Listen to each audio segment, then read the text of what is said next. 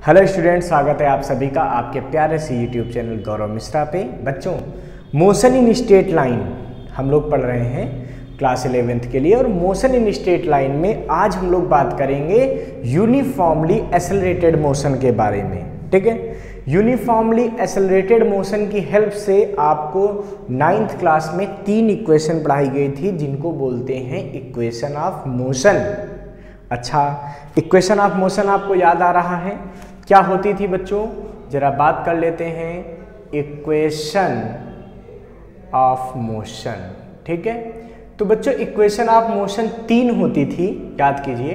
पहली इक्वेशन होती थी v = u + at, दूसरी होती थी बच्चों s = ut + ½ at², और तीसरी होती थी v² = u² + 2as। ठीक है, ये इक्वेशन ऑफ मोशन होती थी। यहां पर बच्चों u क्या होता था? u होती थी इनिशियल वेलोसिटी। ठीक है, v क्या होता था बच्चों? v होती थी फाइनल वेलोसिटी। ठीक है, और अगर मैं बात करूं यहां पे a क्या होता था बच्चों? a होता था एक्सेलरेशन। सबसे बड़ी बात है कि एक्सेलरेशन कांस्टेंट होता है, तो जहां पे एक्सेलरेशन कांस्टेंट होता है वहां पे ये यूज हो सकती है। जैसे कोई बॉडी ऊपर से नीचे गिरा दी जाए तो इसको ऊपर से नीचे की तरफ एक कांस्टेंट एक्सेलरेशन, ग्रेविटेशनल एक्सेलरेशन नीचे लाता है, तो यहाँ पे स्मॉल g वर्क करता है, तो यहाँ पे ये इक्वेशन लग सकती है। ऐसी जहाँ भी एक्सेलरेशन कांस्टेंट होगा वहाँ ये इक्वेशन यूज होंगी। ठीक है, तो a एक्सेलरेशन होता था, t क्या होता था? t होता था टाइम इंटरवल। ठीक है, जो टाइम वहाँ पे मोशन के दौरान लगा, और s होता था यहाँ पे बच्चों डिस्प्लेसमेंट। s क्या होता था? डिस्प्लेसमेंट। ठीक है, ओके। अब हम बच्चों बात करते हैं कि जब हमने इन सब के बारे में जान लिया तो एक बेसिक सी बात हमको पता होनी चाहिए। हम लोगों को अब शुरू करना है इक्वेशन ऑफ मोशन को डिराइव करना शुरू करना है। तो मैं आपको यहाँ पे सबसे पहले बता दूं कि आपको वेलोसिटी और एक्सेलरेशन की बेसिक इंफॉर्मेशन होनी चाहिए। अगर आपको बेसिक इंफॉर्मेशन नहीं है तो आप लिखिए कि motion in straight line 01 by Gaurav Mishra. आपको हमारा मोशन इन स्ट्रेट लाइन का पहला लेक्चर मिल जाएगा। आप वहां पे जाके पहले वेलोसिटी और एक्सेलरेशन के बारे में अच्छे से समझ लीजिए। खैर, फिर भी मैं आपको बेसिक इंफॉर्मेशन दे देता हूं कि इंस्टेंटेनियस वेलोसिटी v क्या होता है बच्चों? ds/dt। ठीक है, मीन्स अगर टाइम इंटरवल बहुत छोटा हो, भाई ऐसा क्यों करते हैं? क्योंकि हम यहाँ पे बात कर रहे हैं यूनिफॉर्मली एक्सेलरेटेड मोशन की, और जब एक्सेलरेशन होगा यूनिफॉर्मली, इसका मतलब क्या है? स्पीड लगातार बॉडी की या तो इंक्रीज हो रही होगी, और अगर वो रिटार्डेशन हुआ तो स्पीड लगातार डिक्रीज हो रही होगी। इसका मतलब हर टाइम पे अलग अलग इस वेलोसिटी आएगी।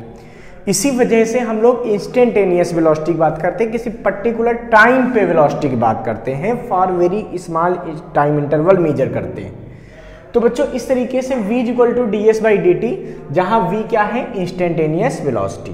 ठीक है, इसी तरीके से अगर मैं बात करूं तो इंस्टेंटेनियस एक्सेलरेशन भी होता है। इंस्टेंटेनियस एक्सेलरेशन, ठीक है, इसका फार्मूला होता है बच्चों a = dv/dt। ठीक है, rate of change of velocity with respect to time is called acceleration. ठीक है, अब हम इक्वेशन ऑफ मोशन का डेरिवेशन स्टार्ट करते हैं। तो बच्चों इक्वेशन ऑफ मोशन के डेरिवेशन में सबसे पहले हम बात करते हैं, सपोज कर लेते हैं कि एक ऑब्जेक्ट है। सपोज कर लेते हैं क्या है? ये ऑब्जेक्ट।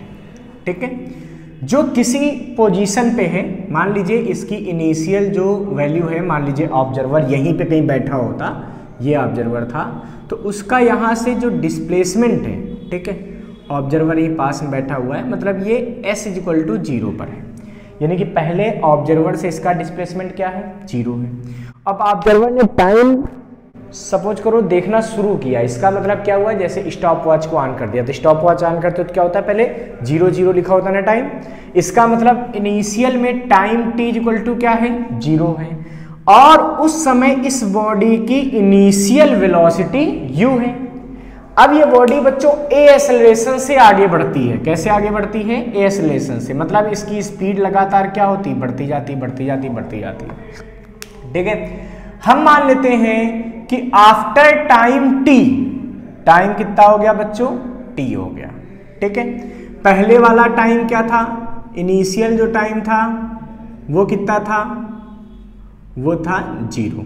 ठीक है, उसका जो डिस्प्लेसमेंट है टी टाइम के बाद, उसका जो डिस्प्लेसमेंट हुआ, भाई चल रही थी तो कुछ आगे पहुंच जाएगी, तो इसका डिस्प्लेसमेंट इस समय क्या हो गया? एस हो गया। ठीक है, अब चूंकि उसकी में एक एक्सेलरेशन लग रहा था, उसकी स्पीड लगातार क्या हो रही थी? इंक्रीज हो रही थी, तो सीधी सी बात है पहली स्पीड वेलोसिटी कुछ और होगी और बाद की वेलोसिटी कुछ और होगी। ठीक है, अब एक्सेलरेशन की वजह से उसकी वेलोसिटी चेंज हो गई होगी और मान लीजिए कि फाइनल वेलोसिटी हमारी v हो गई। ठीक है, इसका मतलब ये नहीं कि बॉडी यहाँ रुक गई है, बॉडी अभी आगे जा रही होगी, बट हमने ऑब्जर्वेशन केवल यहाँ से यहाँ तक किया, उसके बाद हमारा उसमें कोई मतलब नहीं रहा कि अब वो आगे जाएगी या नहीं जाएगी, क्या करेगी, उससे कोई लेना देना नहीं। ठीक है बच्चों, तो ये बात यहाँ से यहाँ तक क्लियर हो गई कि यहाँ से यहाँ तक क्या हुआ कि u वेलोसिटी से शुरू करती, मतलब इनिशियल वेलोसिटी हो गई, फाइनल वेलोसिटी उसकी v हो जाती है, इस ड्यूरेशन में उसका डिस्प्लेसमेंट क्या हो जाता है? s हो जाता है, और टाइम कितना लगता है? t लगता है। तो बच्चों फर्स्ट इक्वेशन के लिए यहाँ पे लिखा जाएगा for first equation of motion. पहली इक्वेशन के लिए हम क्या करेंगे बच्चों? सोचो, तो हम शुरुआत करेंगे a is equal to acceleration की डेफिनेशन से, क्या? dv upon dt, a is equal to dv upon dt। अब बच्चों सबसे बड़ी बात यहाँ पे ये आती है कि अगर आप देखें तो dv इज इक्वल टू क्या लिख सकता हूं मैं? dv इज इक्वल टू हो सकता है a dt। तो ये क्या आया था? ये आया था एक्सेलरेशन, और एक्सेलरेशन किसके बराबर आया? a इज इक्वल टू आया था dv अपान dt। यहां से बच्चों हमने क्या किया? dv निकाल दिया, क्या निकला? a dt। अब बच्चों यहां से आप देखिए, अगर इसको इंटीग्रेट कर दें ऑन इंटीग्रेशन, बच्चों इंटीग्रेशन में याद रखिएगा जैसे dv लिखा है तो v का इंटीग्रेशन करना है, तो हम लिमिट किसकी रखेंगे? v की लिमिट रखेंगे। जब dt लिखा है तो t का इंटीग्रेशन करना, टाइम का, तो हम क्या रखेंगे? t की लिमिट रखेंगे। ये सबसे बड़ी बात याद रखने वाली है।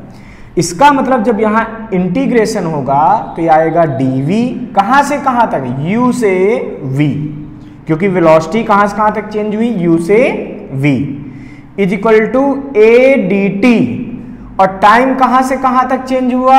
0 से t। टाइम कहां से कहां तक चेंज हुआ? 0 से t। क्यों? क्योंकि इनिशियल टाइम को हमने 0 सपोज कर लिया। ठीक है, अब बच्चों यहां पे क्या लिख सकते हैं? सोचिए, हमको ये इंटीग्रेशन करने पड़ेंगे। अब इंटीग्रेशन तो जो लोग फर्स्ट ईयर में आए उनके लिए बिल्कुल नई बात हो गई कि ये कैसे कर सकते हैं।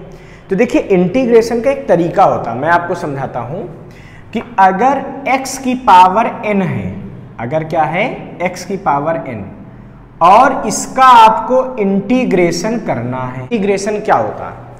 तो इंटीग्रेशन में क्या होता है कि जो x दिया होता है उसकी पावर में एक इंक्रीमेंट हो जाता है। ठीक है, मतलब पावर n है तो अब क्या हो जाएगी आफ्टर इंटीग्रेशन? n+1, और अपान में कितना आ जाएगा? तो जो पावर इंक्रीज होके आई है वही अपान में आ जाएगा। ठीक है, अब इसके बाद एक कांस्टेंट c भी प्लस में आता है, बट उसके बारे में डिस्कशन आपसे मैथ वाले करेंगे। अभी हम लोग डेफिनेट इंटीग्रल का यूज कर रहे हैं, तो अभी आप केवल इतना सीखिए कि जो पावर होती है उसमें एक जुड़ जाता है, और जो पावर बनती है जुड़ने के बाद उसी से डिवाइड हो जाता है। ठीक है, इसका सीधा सा मतलब ये हुआ कि अगर आपसे कोई कह दे कि भाई x की पावर 2 का इंटीग्रेशन कीजिए, तो आप क्या करेंगे? तो जो पावर है उसमें एक जुड़ गया, तो x की पावर 2 है तो कितना हो गया बच्चों? x की पावर 3। Very good. अपान में कितना आएगा? जो पावर फाइनल बनी यानी कि 3। कितना सिंपल हो गया। ठीक है, हाँ। अब अगर हम बात करें यहां पे कि मान लीजिए केवल x लिखा हो, तो इंटीग्रेशन से क्या आएगा बच्चों? तो ये आएगा, भाई केवल x है मतलब x की पावर 1, तो ये क्या आएगा? x की पावर 2 अपान 2। ठीक है, ये आ गया x की पावर 2 अपान 2। क्यों? क्योंकि x पावर 1 थी, 1 में 1 ऐड किया तो क्या हो गया? 2 हो गया, तो x पावर 2 अपान 2। अब आपके मन में ये आ सकता है कि अगर कुछ न लिखा हो, केवल dx हो, तो इंटीग्रेशन क्या आएगा? तो बच्चों अगर ये केवल dx है तो यहां पे आप 1 सपोज कर सकते हैं, और आपको पता है किसी भी चीज की पावर 1 हो, किसी भी चीज की पावर 0 हो तो उसकी वैल्यू 1 होती है। मतलब इसको आप लिख सकते हैं x की पावर 0। और हमने जैसा कि रूल आपको समझाया कि जो पावर होती है उसमें 1 ऐड हो जाता है, इसका मतलब x की पावर 0 है तो इसमें 1 ऐड हो जाएगा, तो ये क्या बन जाएगा? x की पावर 0 प्लस 1 मतलब x की पावर 1 डिवाइडेड बाई 1। तो इंटीग्रेशन करने के बाद dx का इंटीग्रेशन क्या आएगा? x। अब यहां से बच्चों बात करते हैं कि जैसे dx का इंटीग्रेशन किया तो क्या आ गया? देखिए x आ गया। तो ऐसे ही अगर आप dv का इंटीग्रेशन करेंगे तो क्या आएगा? v आ जाएगा।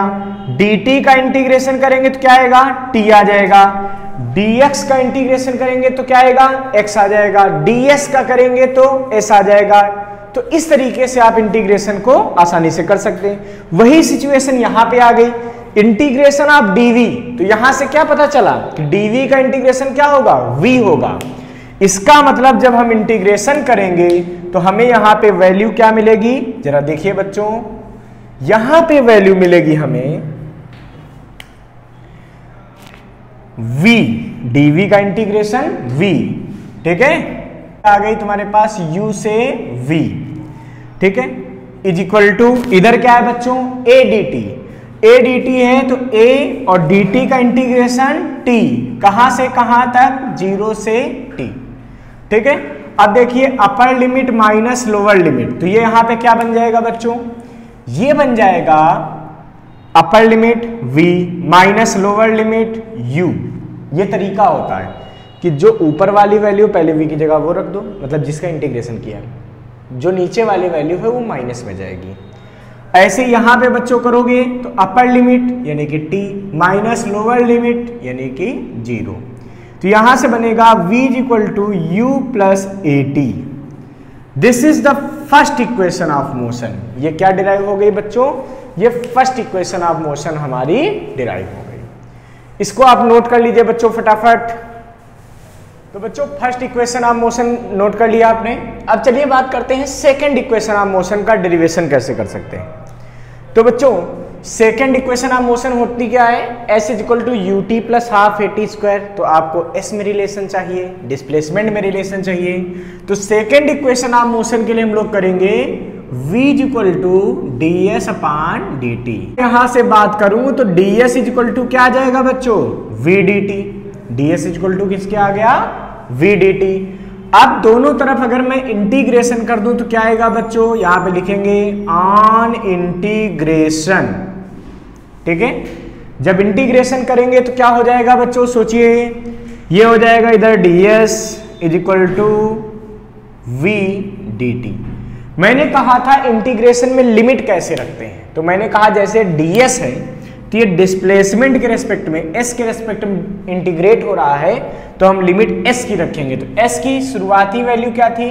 0। फाइनल वैल्यू कितनी हो गई? s। तो डिस्प्लेसमेंट हो गया 0 से s।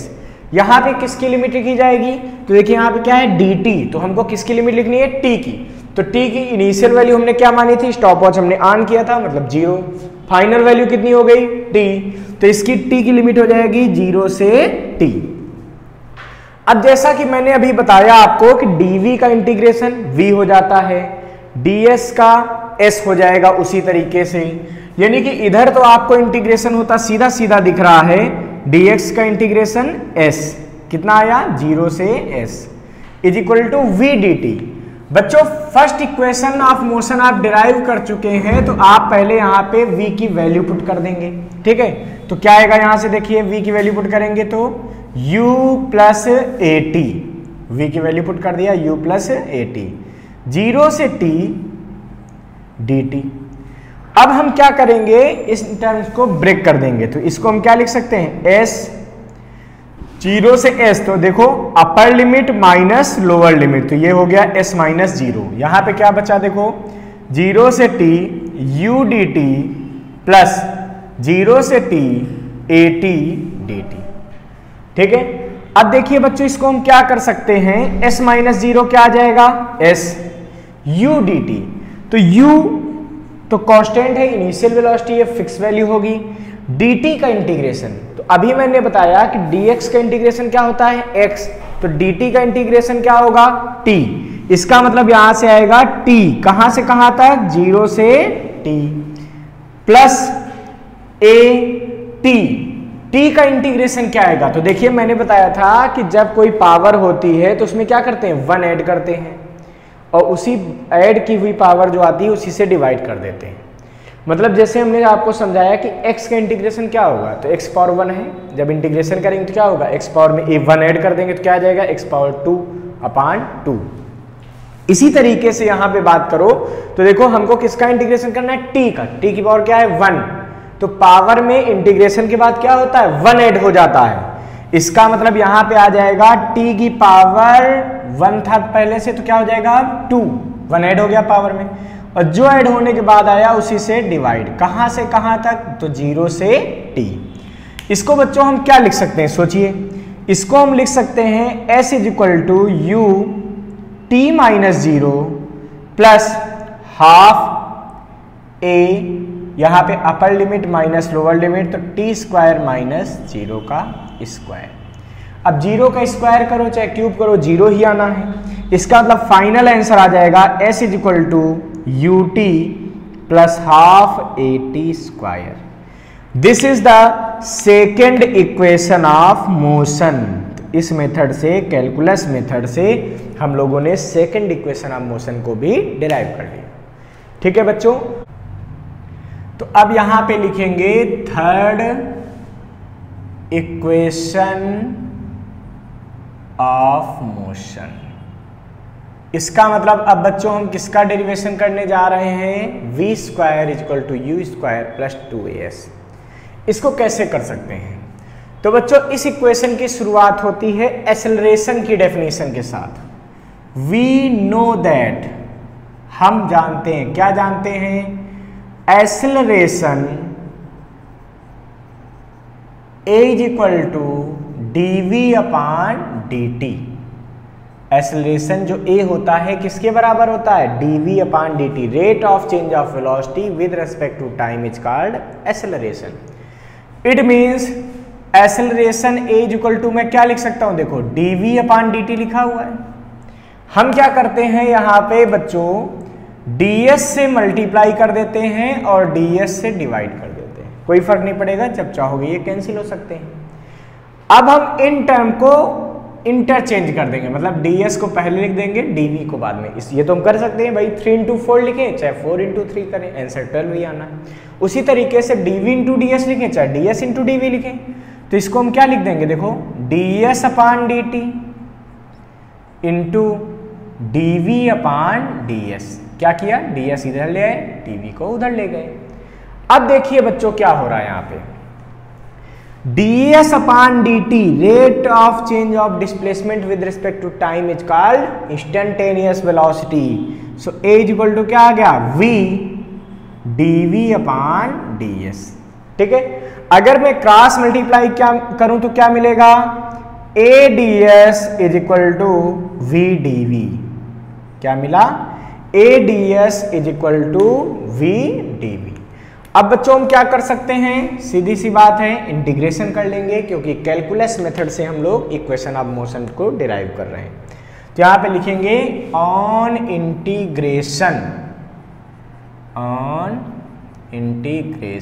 क्या आएगा बच्चों, तो देखिए इंटीग्रेशन करने पे क्या आएगा भाई, तो ये आ जाएगा 0 से s, क्योंकि देखो इंटीग्रेशन करेंगे तो किसकी लिमिट लिखेंगे, यहाँ पे ds है तो s की, यहाँ पे dv है तो किसकी लिमिट लिखेंगे, v की। तो 0 से s a ds is equal to, यहाँ पे इंटीग्रेशन करेंगे तो क्या मिलेगा बच्चों, u से v dv। क्यों, क्योंकि वेलोसिटी कहाँ से कहाँ तक चेंज हुई थी, इनिशियल से फाइनल, u से v, वो हमने पुट कर दिया।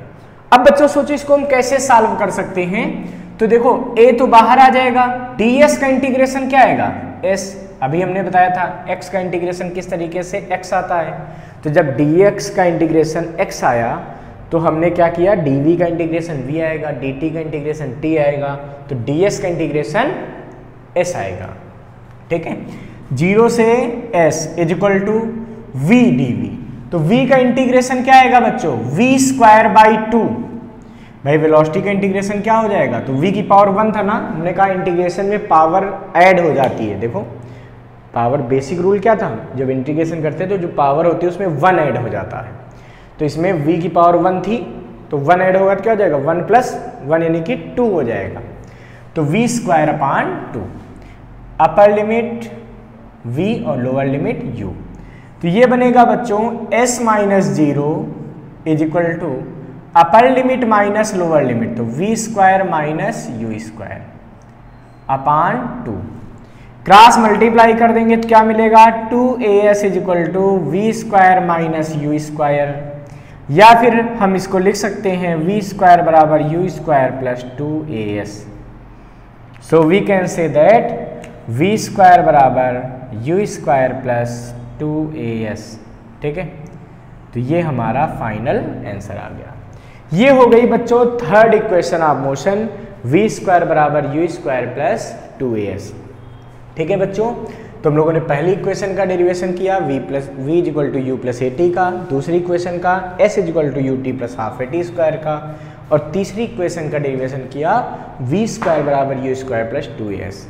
आप इन तीनों इक्वेशन के डेरिवेशन को नोट कर लीजिए, पहला आप पहले नोट कर चुके हैं, इन दोनों का नोट कर लीजिए। नोट हो गया, वेरी गुड, स्क्रीन पॉज करके नोट कर लिया करो। अब बच्चों सबसे बड़ी बात आती है कि अब हम लोग इक्वेशन ऑफ मोशन का डेरिवेशन सीखेंगे with the help of graphical method. Graphical method जो हमने आपको इससे पहले 3 वीडियो पढ़ाए थे, एक में डिस्प्लेसमेंट टाइम ग्राफ, एक में वेलोसिटी टाइम ग्राफ और एक में एक्सीलरेशन टाइम ग्राफ। उनका यूज करके हम लोग फिर इक्वेशन ऑफ मोशन डिराइव करेंगे और इसके बाद फिर हम इस पर बहुत अच्छे न्यूमेरिकल लगाएंगे इन इक्वेशन ऑफ मोशन पे। ठीक है बच्चों, ओके, तब तक आप हमारे चैनल को लाइक, सब्सक्राइब और शेयर करते रहिए। Thank you.